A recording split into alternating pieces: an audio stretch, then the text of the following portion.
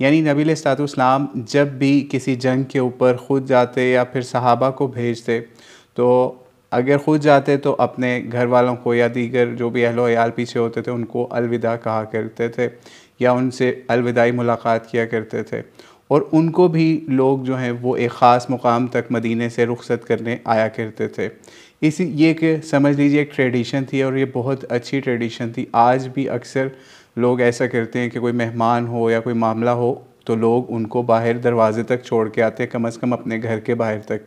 तो ये नबी अलैहिस्सलाम का भी एक तरीक़ा था। जब इस लश्कर को भी यानी मौता के लिए जो लश्कर तश्कील दिया हुआ था 3000 मुसलमानों का, तो उनको भी छोड़ने के लिए मदीने से समझ लीजिए अपने घर से या अपने मस्जिद नबवी से एक ख़ास मुकाम तक गए और उनको रुखसत किया। इस मकाम को सनियतुल वदा कहा जाता है, यानी वो मकाम जहाँ से काफ़िलों को भी विदा किया जाता था या रवाना किया जाता था या फिर उनसे समझ लीजिए आखिरी मुलाकात भी की जाती थी उस मकाम के ऊपर और उनको फिर कुछ नसीहतें भी की जाती थी। यही वजह है कि नबी अलैहिस्सलाम ने सनियतुल वदा के मकाम के ऊपर पहुंचकर अपने सहाबा को या जो लोग ग़ज़वा मौता के लिए जा रहे थे उनको एक ख़ुतबा भी दिया और कुछ नसीहतें भी इरशाद फरमाई। झंडा जो था वाइट कलर का बताया जाता है, वो हज़रत ज़ैद बिन हारिसा को थमाया और उनको कुछ नसीहतें की और लश्कर वालों को भी नसीहतें की। वो नसीहतें क्या थीं? पहली नसीहत ये थी कि तक़वा और परहेज़गारी जो है उसका दामन आपने अपने हाथों से नहीं छोड़ना। फिर इसी तरीके से आपस में जो रफ़ीक हैं, आपके दोस्त हैं या जो आपके लश्कर में साथी हैं, उनकी आपने खैर खाही का जज्बा रखना है। फिर इसी तरीके से अल्लाह के नाम से ही आपने इस जंग का आगाज़ करना है और किसी किस्म की आपने गद्दारी या ख़यानत नहीं करनी और इस जंग के अंदर किसी बूढ़े को, किसी बच्चे को इस तरह कत्ल नहीं करना। ये कुछ नसीहतें की और इसी तरीके से कुछ नसीहतों के अंदर ये मामला भी पता चलता है कि नबी अलैहिस्सलाम ने जो झंडा दिया था ज़ैद बिन हारिसा को, तो उनको ये भी तलक़ीन की थी कि आपने जंग से पहले वहाँ के जो काफ़िर लोग थे या गैर मुस्लिम थे या ईसाई लोग थे, उनको वहाँ पर जाकर मौता के मकाम के ऊपर उनको दावत इस्लाम पेश करनी है और दावत इस्लाम का आगाज़ उन लोगों से करना है जिन्होंने ये नबी अलैहिस्सलाम के एलची को, जिनका नाम हारिस बिन उमैर बताया जाता है, उनको शहीद किया था। उसी मुकाम पे जाना है, वहाँ पे जाके ख़ास तौर पे वहाँ से अपनी दावत का या अपने जिहाद का आगाज़ करना है। पहले उनको दावत इस्लाम देनी है।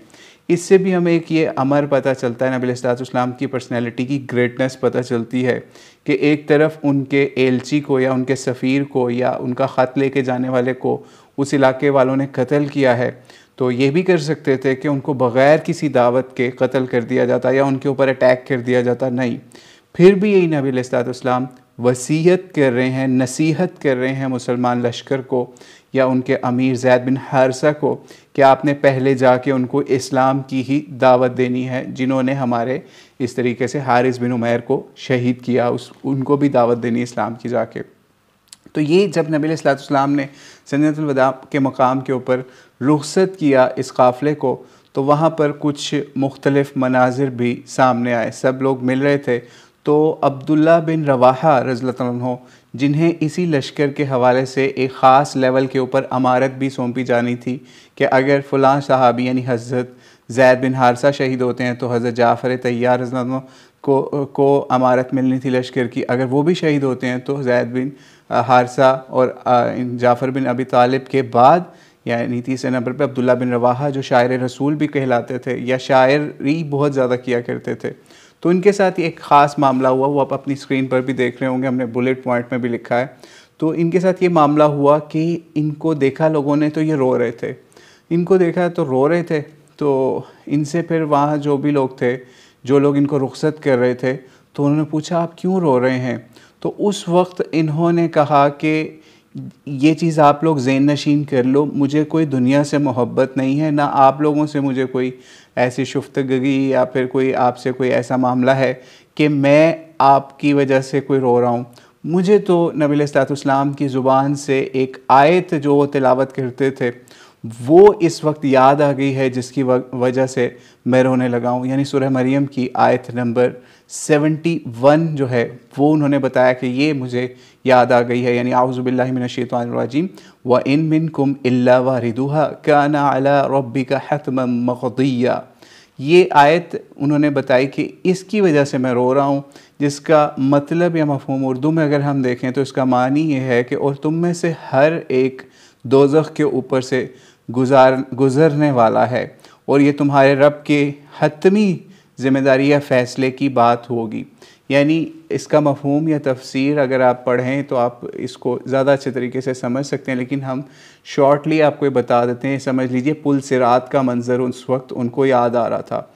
यानी अल्लाह के रास्ते में जिहाद पे जा रहे हैं, क़िताल पे जा रहे हैं, लेकिन उनको नबी अलैहिस्सलाम की तरफ से एक पढ़ी हुई आयत याद आ रही थी कि जैसे वो इस वक्त भी एक पुल सिरात वाली सिचुएशन है उनकी, कि नीचे आग है और आगे जन्नत की तरफ रास्ता जा रहा है।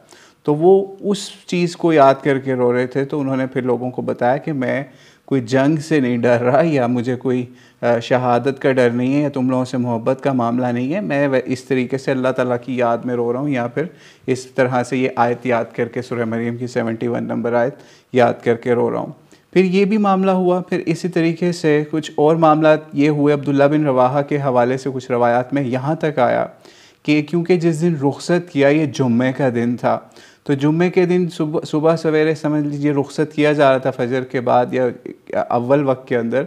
तो उसके बाद क्या हुआ, जब रास्ते में जा रहे थे तो ये अब्दुल्ला बिन रवाहा जो हैं ये इन्होंने ये सोचा कि मैं क्यों ना, जुम्मे का दिन है तो मैं अकेला जो है कुछ लश्कर से पीछे रहकर तो नबी अलैहिस्सलाम के साथ जुम्मा अदा कर लूँ और अपने आमाल के अंदर इजाफ़ा कर लूँ।